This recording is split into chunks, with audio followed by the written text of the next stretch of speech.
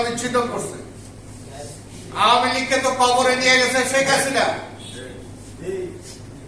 কবরে নিয়ে গেছে, তারে দাফন করে নাই, কবরে ফেলাই দিয়ে এসে ভেঙে গেছে। এখন কি সেটা থেকে তোলার দায়িত্ব কি এই দেশের জনগণের? এই দেশের জনগণের তো না। আবার এই সরকারেরকেও বলবো যে ওই যে আওয়ামী লীগ পালায় গেছে তার নেত্রী, আর আওয়ামী লীগ যেগুলো পালায় বেড়াইতেছে, আর ওই যে যেগুলো মারা গেছে কবরস্থ হয় নাই, ওই সমস্ত ওগুলো শয়তান হয়ে গেছে।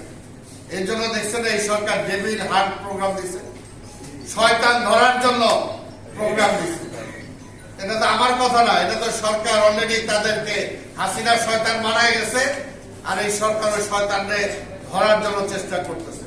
তারপর আমরা বলছি শয়তান যদি ওই প্রথম রাত্রে, বিড়াল প্রথম রাত্রে মারতে হয়, ওই প্রথমেই যদি শয়তান ধরতেন, তাহলে আজকে শয়তানরা যে কাঠি নাড়তেছে এই দেশটাকে আবার নড়চড় করার জন্য, এই দেশে ক্ষতি করার জন্য, গণতন্ত্রটা যাতে ফিরে না আসে সেটার জন্য, নির্বাচনটা যাতে পিছিয়ে যায় সেটার জন্য যে ষড়যন্ত্র জাল বিছাইতেছে, এটা বিছাইতে পারতো না।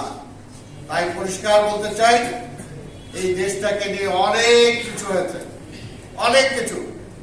যারা যে যত কিছু ক্রেডিট দিতে চান নেন, আমরা যুদ্ধ করছি, যুদ্ধ করার পরে স্বাধীনতার পুরো ক্রেডিট দিয়ে আওয়ামী লীগ ক্ষমতায় চলে আসে।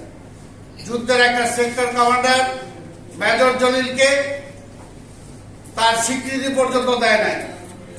যুদ্ধের স্বাধীনতার ঘোষক শহীদ রাষ্ট্রপতি জিয়া রহমানকে তারা এই দেশের রাজাকার পর্যন্ত বলতে ছাড়ে নাই।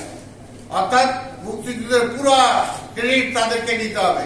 নিয়ে কি করছো? নিয়ে কি করছো?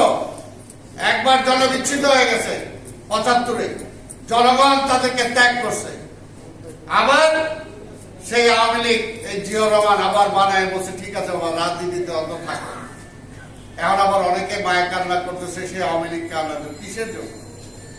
আবার রক্ষী বাহিনী বানার জন্য, আবার বিডিআর ঘটনা ঘটানোর জন্য, আবার শাপলা চত্বরে ওলামাদেরকে হত্যা করার জন্য, আবার নতুন করে ইলিয়াস আলী চৌধুরী আলমের মতো শত শত গুম করার জন্য, আবার কি বাংলাদেশ ব্যাংক সহ সকল ব্যাংকগুলো লুটপাট করার জন্য, আবার এই ফরেন রেমিটেন্স যারা পাঠায় সেই টাকাগুলো লোপাট করে আবার বিদেশে নিয়ে যাওয়ার জন্য। কি কারণে আওয়ামী লীগকে চায়? পুনর্বাসন করতে চায়। পুনর্বাসন করবে কি করবে না জনগণ ঠিক করবে।